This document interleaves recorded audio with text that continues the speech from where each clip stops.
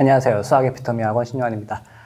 오늘 이제 새 단원, 함수 단원을 할 건데, 이게 이제 우리가 집합하고 명제라고 하는 우리의 사고 논리를 정돈한 다음에 첫 등장하는 거잖아요.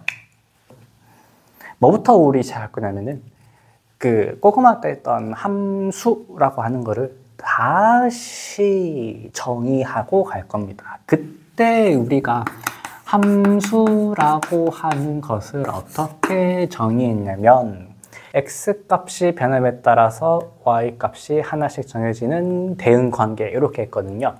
근데 이제는 우리 함수를 조금 더 우아하게 정의할 거예요. 어떻게 정의할 거냐면 집합 x가 있어요. 집합 x가 있어서 x 안에 원소 스몰 x가 있고 그 다음에 어디 대응될 때가 있어야 되거든요. 대응이 돼야 될 후보들을 가지고 올 겁니다. 집합 y가 있어서 이 집합 y 안에 있는 어떤 특별한 원소에 대응을 시켜주는 이 관계를 우리는 f라고 할 겁니다. 이걸 함수라고 할 거예요. 그러면 이제 이 집합의 이름들이 조금 필요하겠죠? 그죠? 그래서 어떤 이름이 붙냐면, 이 본래의 집합 X를 정의역이라고 해요. 그 다음에 대응이 될 Y들을 모은 집합 있죠? 여기를 공역이라고 할 거예요. 그러면 이게 어떤 일이 발생할 수 있냐면 집합 X를 우리는 간단하게 이렇게 생각해 봅시다. 1, 2, 3 안에는 1, 2, 3이라고 하는 원소가 있고 그 다음에 집합 Y에는 A, B, C라고 합니다. A, B, C 해서 어떤 대응이 있냐면 1은 A로 가고 그죠? 2는 B로 가고 그리고 3을 A로 가게 보내버립시다. 그러면 여기 이 집합 Y에 그죠? 화살을 못 받는 친구가 있잖아요. 편지를 못 받은 친구, 초콜릿을 못 받은 친구, 빼빼로를 못 받은 친구. 그래서 걔네는 빼고 그 함수의 대응 관계 이 화살을 받은 원소들을 따로 모아서 치역이라고.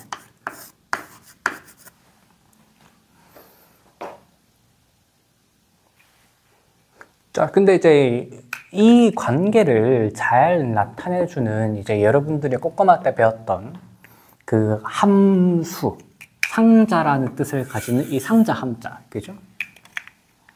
어떤 상자가 있어서 보신 적 있죠, 그죠? x를 집어 넣었더니 여기에다가 x를 인풋 값으로 집어 넣으면 그러면 아웃풋 값으로 y가 나오게 되는 이 프로그램 상자 있잖아요. 그죠? 근데 이 프로그램 안에 내부가 뭐 어떻게 생겼는지는 사실 관심 없어요. 내부가 어떻게 생겼는지 몰라도 인풋 값이 따라서 아웃풋 값으로만 나오면 그러면 우리는 이런 얘기를 할 거예요. 똑같은 x를 넣어서 그죠? 안에 과정이 어떻든 간에 똑같은 y가 나온다면 그죠? 아니 어떻든 간에 그러면은 우리는 그냥 같은 함수라고 봐도 되지 않을까? 그죠? 뭘 넣든 똑같은 결과가 나오잖아요. 그래서 한번 예시를 생각해 봅시다. 집합 x, 정의역 x가 어떻게 되어 있냐면 마이너스 1하고 1뿐이에요. 그죠? 그래서 만약에 정의역이 이렇게만 주어지면 중학교 때의 함수 뜻 가지고는 조금 곤란하거든요. x가 변함에 따라서 y가 쭈르르르 결정이 돼야 되는데 이거는 뭐 2개뿐이니까 변화를 얘기하면 조금 부족해요. 그죠? 그래서 우리는 새롭게 정의할 필요가 있겠다. 자, 그럼 정의 x가 있는데요. 첫 번째 함수는 어떻게 얘기할 거냐면 첫 번째 함수 fx는 우리는 x제곱이라고 얘기해 볼게요. 그 다음에 gx는 절대값 x라고 얘기해 볼게요. 이거는 우리가 보기에는 식이 다르게 생겨서 다른 함수처럼 보이잖아요. 그죠? 식만 보면. 근데 정의역에 따라서 인출되는 아웃풋 결과를 보게 되면은 그러면은 치역이 항상 뭐가 되죠? 치역이 항상 마이너스 1 넣어도 1, 1 넣어도 1 뿐이에요. 그 다음에 g라고 하는 함수의 치역은 얘도 마이너스 1을 넣으면 1. 그죠? 절대값이니까 1을 넣어도 1입니다. 그러다 보니 마이너스 1을 넣어도 1을 넣어도 인풋 값이 똑같이 마이너스 1을 넣으면 똑같이 1이 나오고 똑같이 1을 넣으면 똑같이 1이 나와요. 우리는 이 함수를 서로 같다라고 얘기할 겁니다. 자, 그래서 우리가 수학적 대상의 함수를 생각을 하는데 두 대상이 똑같다에 대한 얘기부터 아주 기초부터 시작하고 있습니다. 자, 그러면 조금 몇 가지 예시를 보면서 함수라는 게 뭐 아무 때나 만 때나 되는 건 아니기 때문에 중학교 때도 그 전제가 하나 있었거든요. 그쵸? x값 하나에 y가 하나씩 대응이 돼야 돼요. 그런 얘기를 조금 더 해봅시다. 자, 이걸로 이 그림으로 계속 가지고 보죠. 저 그림으로 좀 봅시다. 첫 번째로 아까 중학교 때 그때 조금 가지고 와야 되는데 먼저 화살을 안 쏘는 원소는 애초에 정의역에 생각할 필요가 없죠. 그죠? 우리는 변화 혹은 대응을 생각해야 되는데 애초에 대응조차 안 되는 놈은 정의역에 집어넣지 않을 거예요. 그래서 첫 번째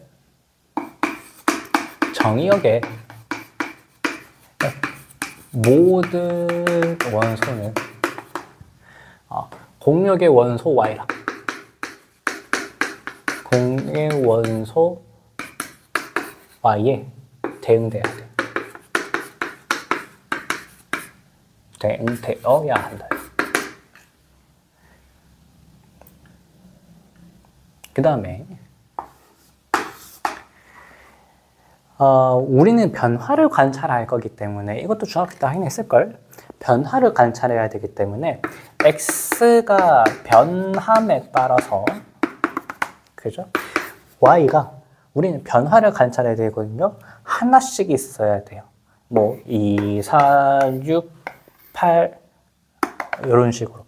근데 y 값이 이렇게 하나만 있는 게 아니라 x가 1일 때 y가 2이거나 3이거나 x가 2일 때 y가 4이거나 1이거나 x가 3일 때 y가 6이거나 뭐 이렇게 돼버리게 되면 변화를 얘기하기가 곤란해져요.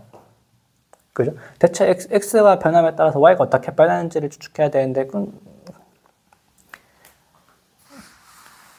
그러다 보니 이거를 그대로 가지고 와서 x값 하나에 y가 하나만 되면 돼.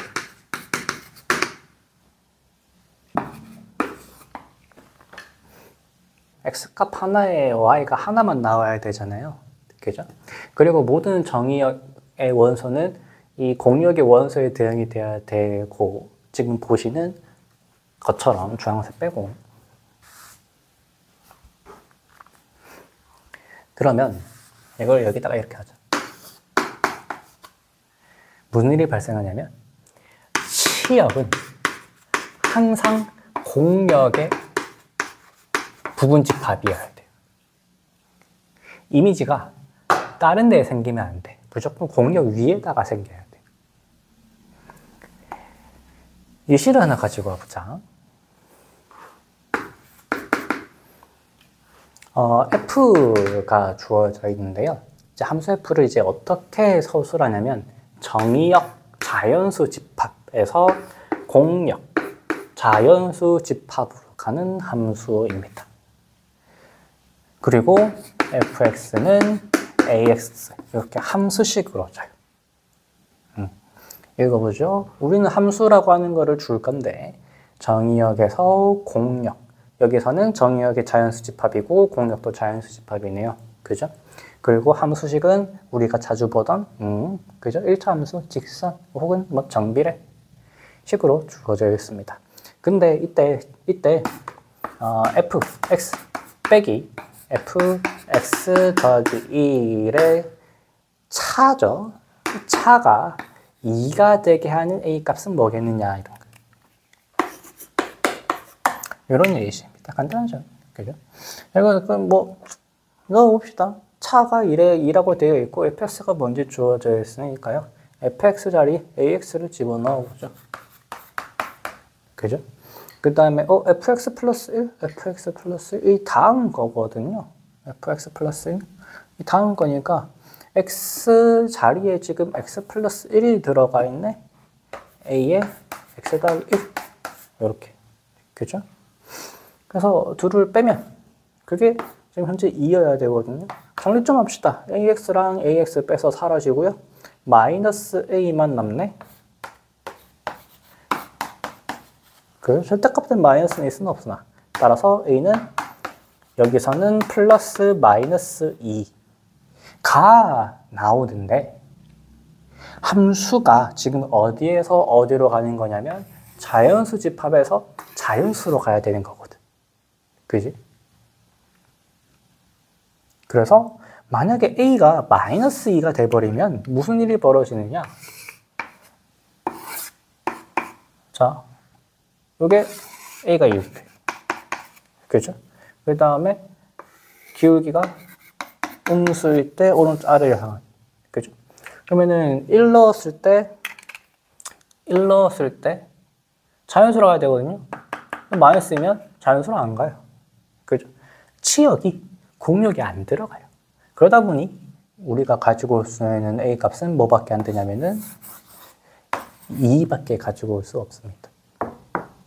이런 얘기입니다.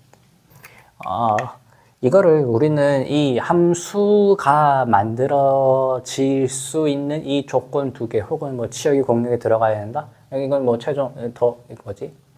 근데 이거는 이 두 조건의 결과이기도 하니까 이 두 조건을 뭐라고 부르냐면 혹은 세 개까지.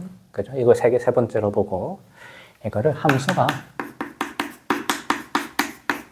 well defined 된다라고 해요.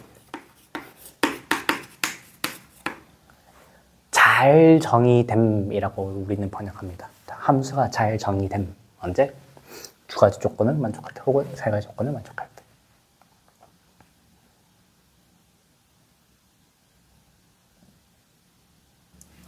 자, 함수의 특별한 상황을 몇 개 좀 더 봅시다.